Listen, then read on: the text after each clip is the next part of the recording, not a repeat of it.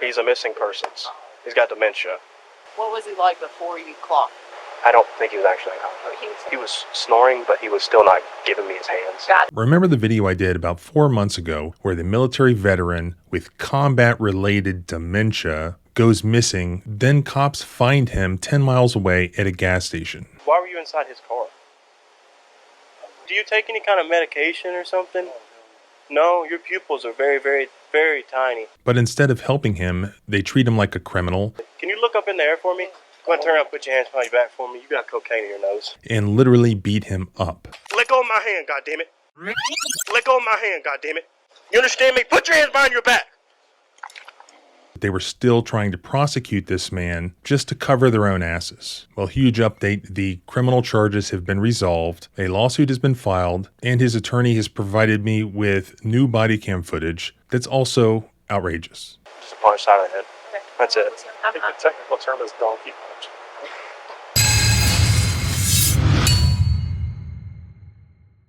So how did he end up missing 10 miles away from home, being harassed and beaten by a police officer in Guthrie, Kentucky? Master Sergeant George Henderson served in the U.S. military for 29 years. He retired in 2018 after combat-related injuries caused him to start suffering from dementia. On December 6th, he disappeared from his Clarksville, Tennessee home. He was reported missing. A silver alert was issued. He ends up being found at a gas station in Guthrie, Kentucky, much later on that same day. The local media reported the good news that Mr. Henderson was found safe and sound. We have an update for you tonight. A missing Clarksville man is now safe and sound. That's according to the TBI. Investigators say 61-year-old George Henderson was found in Kentucky. But that wasn't exactly true. While he was initially safe and sound when a Guthrie, Kentucky police officer first found him, within minutes he would actually be injured, because that police officer ended up taking him violently to the ground and literally punching him in the head,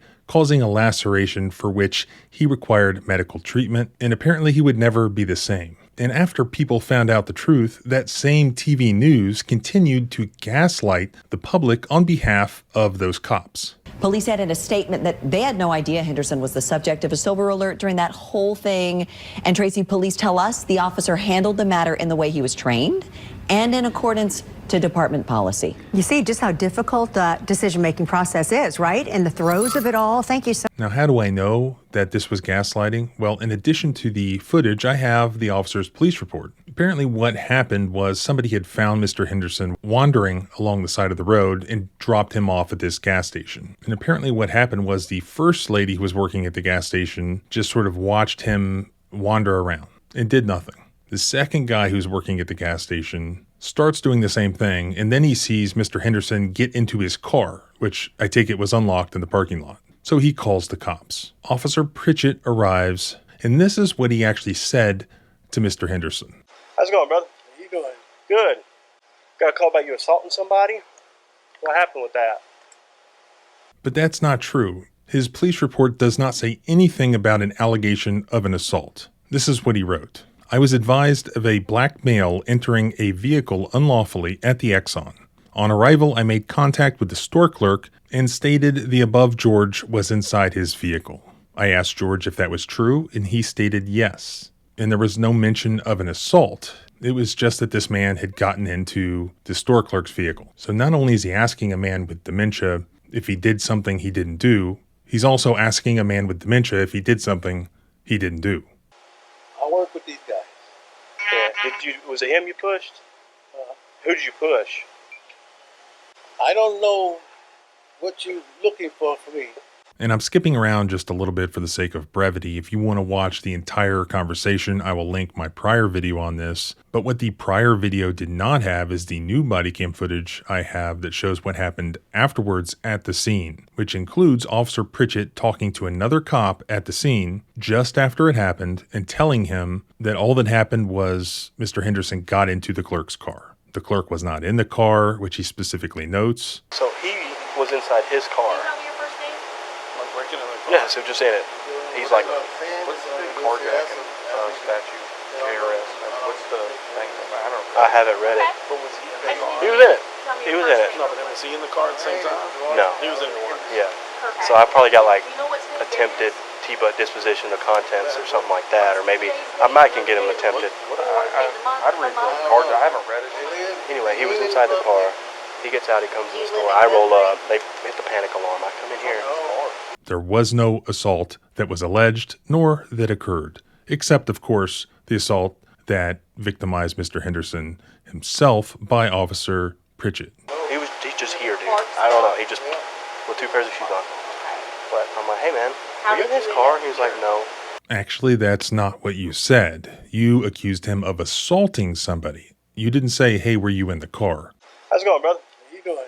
Good. Got a call about you assaulting somebody? What happened with that? Perhaps somebody with dementia wouldn't have been even more confused if you had asked him if he had been in a car. You asked him if he assaulted somebody, but you wrote something completely different in your report, and you also told your buddy something completely different at the scene. But I'm like, hey man, are you in his car? He was like, no. And I know exactly why you did that. The reason why you did it is because at the very beginning of the interaction, you physically grabbed a hold of Mr. Henderson and searched him. You frisked him. Okay. You good? You got any guns or knives on you or anything? No. Just take your hand out for me. No, I don't have no guns. Take your hands out your pocket for Let me. me get you the gun. I don't have no guns. Okay, turn around for me. All right. Turn. Give me your hands.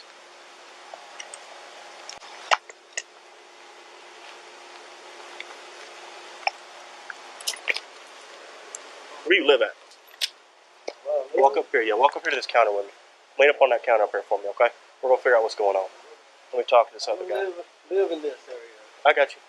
Go over and sit up next to that counter. I'm going to talk to him real quick. What's going on? As I've explained in prior videos, this is known as a Terry frisk. Some police officers think they can do it whenever they want because they get scared.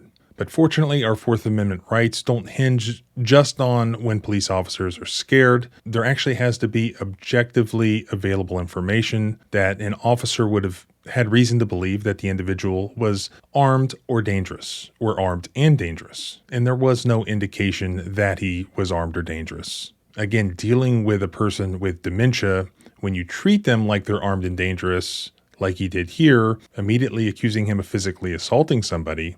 How's it going, brother? How you doing? Good. Got a call about you assaulting somebody? Immediately asking him if he was armed. Okay. You good? You got any guns or knives on you or anything? Of course, you confused the hell out of him. Officer Pritchett further wrote in his report, while talking to George, I could tell something was off. George was incoherent, didn't know his address, state, how he got there, and had on 2 different shoes. While talking to George, I noticed his pupils were very constricted and he had a white powder residue in his left nostril. I determined to be cocaine or crushed crystal meth. I then attempted to place George under arrest. However, the video footage shows a much less exhaustive investigation and conversation between he and George. So he was attempting to take your vehicle? Okay. Hey, so why were you inside his car? I wasn't inside. You weren't inside his car? Well, yes I was. You were inside of his car? He gave me a climber. Uh-huh. He told me to come over there and I got I you. was judging what he had on. He had all the stuff that he needed to define me and that person so he could cut through. I got you. Okay. I ain't trying to do anything. I understand. You know, you can Do you take any kind of medication or something? No, your pupils are very, very, very tiny, pinpointed. Can you look up in the air for me? I don't drink. I don't drug. Go ahead and turn around and put your hands behind your back for me. You got cocaine in your nose. Man, that's a lie. That's a lie. While George was certainly acting consistent with an elderly man having dementia, the quick and sudden conclusion that George must be on drugs, which by the way is a common thread that you've seen in my videos dealing with dementia victims and police, this one is just completely bizarre. He just sort of out of nowhere claims there's something in George's nose. Now we cannot see that I can see in this video footage. But this is certainly a situation where if you're going to arrest somebody without a warrant because you have probable cause that some criminal violation has occurred, you would want to gather evidence after the arrest, such as medical evidence that you were correct or physical evidence found at the scene that you were correct. Do you think this officer did that? Well, see for yourself. Officer Pritchett further wrote in his report, "I then attempted to place George under arrest, to which he pulled away and began fighting me. George was taken to the ground, to which he then grabbed my arm and bit it. George was then struck with a closed hand strike to gain compliance following the force continuum. George went unconscious briefly and was taken into custody with no further incident." But watching the actual footage, as I noted in the prior video, Officer Pritchett's body cam didn't line up with his claims. Oh, man.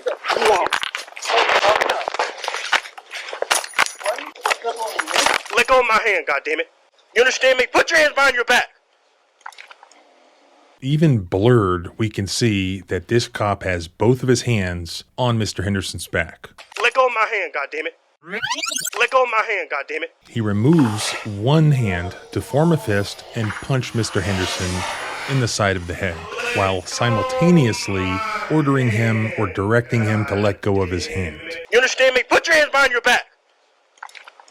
This is clearly a lie, I guess meant to fool this Einstein who's watching from behind the counter, who, by the way, graciously wrote a witness statement for Officer Pritchett claiming this. "It was about 9:50 p.m. I saw a man walk in the gas station as I was going out to have a cigarette. I asked if I could help find anything. He said he was meeting someone here. I, Robert, said I am the only one here and have been for some time now. He walked out. I decided to do paperwork and started to write down lottery numbers. I noticed the man going into my car. I then hit the alarm, went out, got him out of my car," which, by the way, this is now in what appears to be some woman's cursive handwriting, clearly not written by Robert. Who wrote it? I'm sure Officer Pritchett, who witnessed this thing, could tell us. "I then hit the alarm and went out and got him out of my car. I then come in and called the cops. The officer tried talking to him. He started to resist and fight the officers,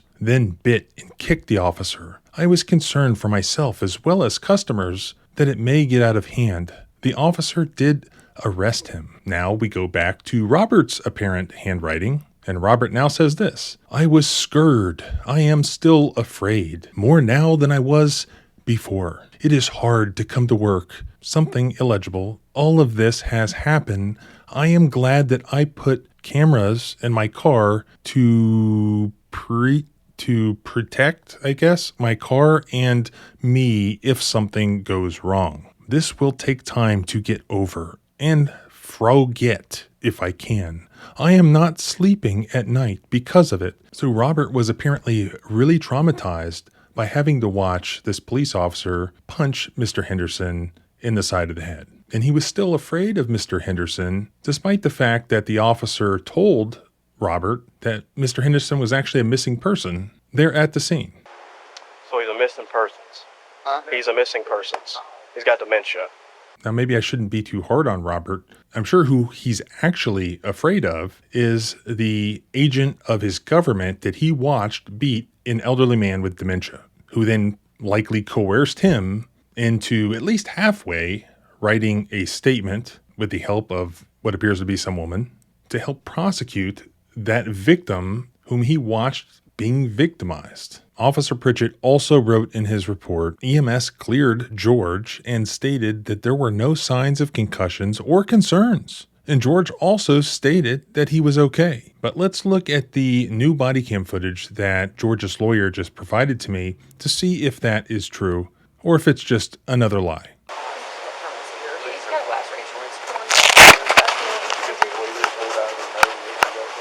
Oh yeah, definitely. Yeah. After he bit me, yeah.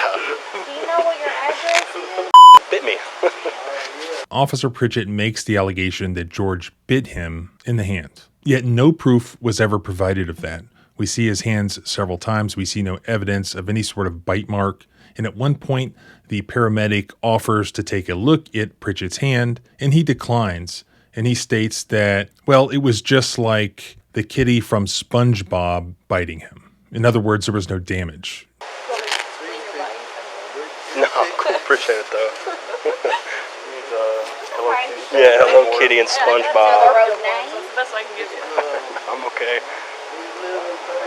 Presumably he's talking about SpongeBob's pet snail, meaning that if you got bit by a snail, you wouldn't need a paramedic to look at it because there's really nothing there. Gary, you According to the lawyer, no documentation had ever been provided, even though he had the chance right then and there. Okay, well, we'll get to him. We gotta secure this guy first. What's up? The lights are too much. Yeah. Literally just came out. Oh, daytime or nighttime? Okay. How many quarters make $1? Okay. 50-50, right? Some questions are good, some questions are very bad. Okay. Where do you live? You live in Elton? Right next to this my house. Right next to your house? Okay. Makes sense. Where's your house at? 45. You don't want Felt to... bad. I really didn't want to touch him, but I mean, goddamn, I'm getting You bit. don't want any health care? What can you do? Or you're okay? No, I'm good. Okay. Seriously, the ambulance pulls out and turns on the lights. I'm like, fuck, I'm gonna have to pass these ambulance. I'm like, okay. We're rolling, They bro. dropped out at 80. Oh, no, they just start telling our boss. I was running. Way too fast. We're gonna have one of you guys sign it. He's answered mostly. I'll sign. The EMS person recommended to Pritchett that he be taken to the hospital to get his ear checked out. Get his ear checked out. You can write X. Do what? You should get his ear checked out. And according to the lawyer, the medical records indicate that EMS advised that George be taken to the hospital. But instead of taking George to the hospital, Pritchett did not take him to the hospital. He took him to jail in deplorable condition. And he had the nerve to write after the fact in the report that he took him there, quote, for housing, despite the fact that there was a silver alert and the police back home and his family back home were clamoring to get George back. What was he like before you clocked? 10-4, I'll be 10-18. Just Like like this? this? Like this. Okay. Was that the... If it's an 18, I guess we can go. How was he struck? Was that the only way? Just his ear? Yeah, just a punch side of the head. Okay. That's How long it. was he unconscious? I don't think he was actually Oh, unconscious. he was laying there. Okay. Yeah. I think the technical term is donkey punch. I don't. I told you, didn't I? I said that he got bit and whacked him like that. That was the only thing. I was like, But I don't think he was snoring, but he was still not giving me his hands. Got it. I could feel active resistance still. Okay. Yeah. So while Pritchett writes in his report that EMS cleared George and stated that there were no signs of concussions or concerns, we actually see in the footage that Pritchett told EMS that, well, George wasn't actually unconscious. Even though he wrote in his report that George was incoherent, he was struck with a closed hand strike, which is a punch, that George went unconscious briefly when the medical professionals arrive, he tells them, well, George wasn't actually unconscious. Not only did he lie, but he also prevented adequate medical treatment being given to George because he's withholding crucial information. So they didn't actually clear George. They never said that he had no sign of concussion or concerns. They said, take him to the hospital. But the officer took him to jail instead. So just kind of like he is now. Yeah, he just, yeah. Aware. No, not prior. No, he was not called prior. Absolutely not. No. How's it going, brother? How you doing? Good. Well, I mean, yeah. After you hit him, though. He Yeah, wouldn't just have like bit this. Yeah. So, yeah, I asked him, I tried to talk to him. I said, hey, man, I need you to tell me what's going on. Do you take any kind of medication? Because nothing about you makes sense. You got on 2 pairs of shoes. You just wandered in here. You don't know what state you're in. And that's as far as I've gotten with him. Yeah, he said he walked here in Clarksville. That's where he lives. Clarksville. If Okay. that's True. accurate. Okay.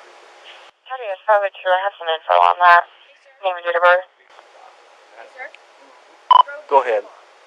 Please be advised that this could be a George A. Henderson that was reported missing and endangered today from Montgomery County. Break. He's here. Go ahead. I found him.